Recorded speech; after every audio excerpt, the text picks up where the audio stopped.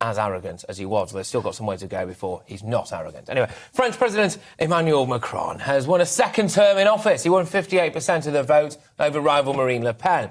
He'll hold the presidency now until 2027, and he becomes the first president since Jacques Chirac 20 years ago to win a second term in office. Yes, so what does Macron's victory mean for France, for us here in the UK, and as well for Europe as a whole and the EU? Well, joining us now to answer these and other big questions we have is Jacques Reland, Senior Research Fellow at the Global Policy Institute. Jacques, thank you so much for joining us. I just want to ask you first to respond to Macron's victory. What's your initial thoughts around that? Macron's victory for me was a relief, unlike your reaction, because like most of the French who voted actually much more for him than expected. Many people on the day after the first round, the polls were indicating 51, 52%, and actually he gained 58%.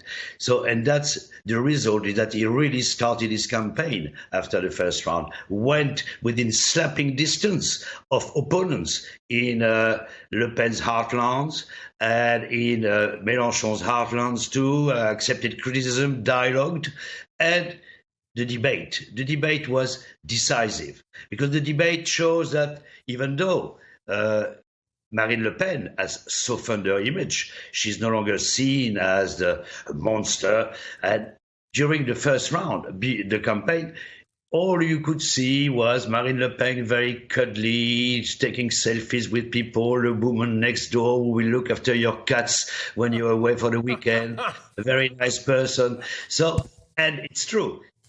50% of the French think she understands people like them, while in the case of Macron, only 25% think he understands people like us. But the big issue there, when the chips are down, as they were when France has to face a big choice, equivalent to that of Brexit in some respects, then the French know which side their bread is buttered.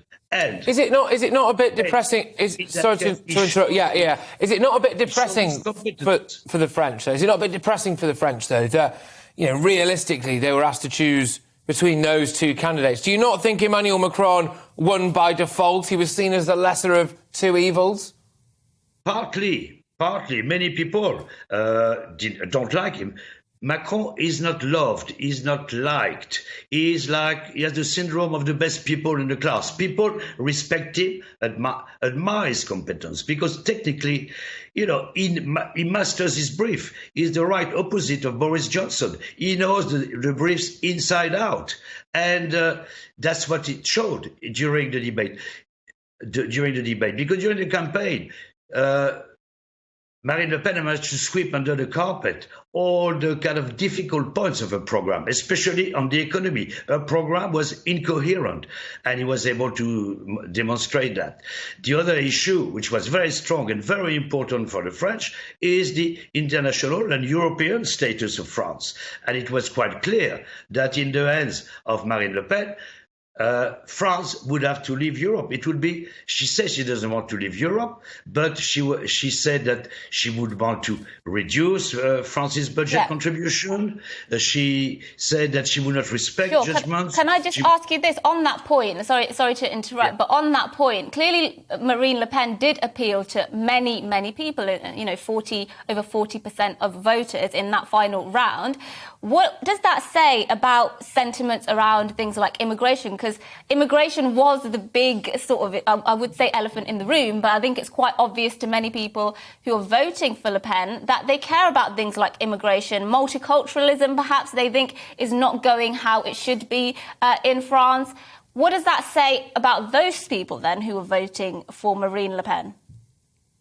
But that was the issue. Immigration and law and order, on which Marine Le Pen is very strong, was the issue at the beginning of the campaign. It was highlighted by Éric Zemmour. And once Éric Zemmour, the big change came after the start of the Ukraine war, where the impact, the main issue there was not so much about the Ukraine war. Initially, it gave a boost to Emmanuel Macron, but for most people, the concern was about the consequences of the Ukraine war on their purchasing power, on their standard of living.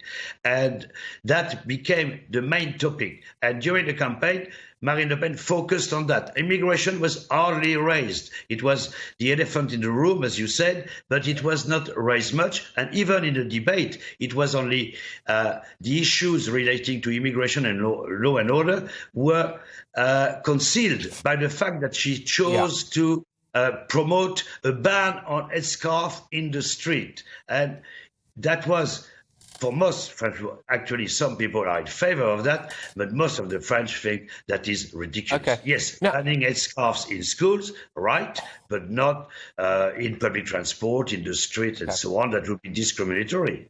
OK, well, look, being British, I think that we are here in Britain the centre of the universe, so I'm going to make this all about Britain now, OK? So what does Macron's victory mean for Britain?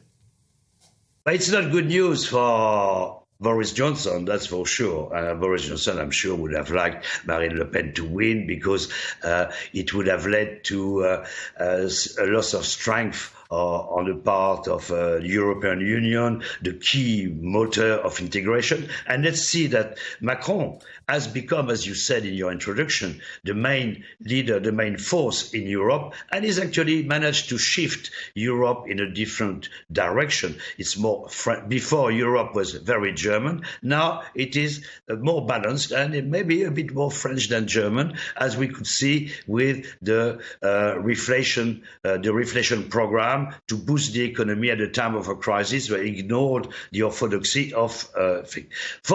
As far as Britain is concerned, I think we want to have, he will want to have good relations with Boris Johnson. On what issues? You know, the thing is that Britain, now that it's outside the EU, seems to have lost a lot of its international might. The main point of the reason the global Britain mattered in international matters when it was in the EU. Now that it's outside the EU, it's seen more as a kind of American Britain, not a global Britain. Well, I don't know. I think if you speak to the people of Ukraine, Jacques, they might disagree with you there, or potentially the trade deals that we're about to sign with India and this, that and the other. I think the people of Ukraine would be much more grateful to the people of Britain than the likes of Germany sending 5,000 helmets, or, to be honest with you, whatever it is France has done. But, Jacques, thank you very much. Absolute pleasure. Absolute pleasure to have you on. Jacques Reland, Senior Research Fellow at the Global Policy Institute. I actually could have thoroughly enjoyed it. Thank you very much. Yes, thank you.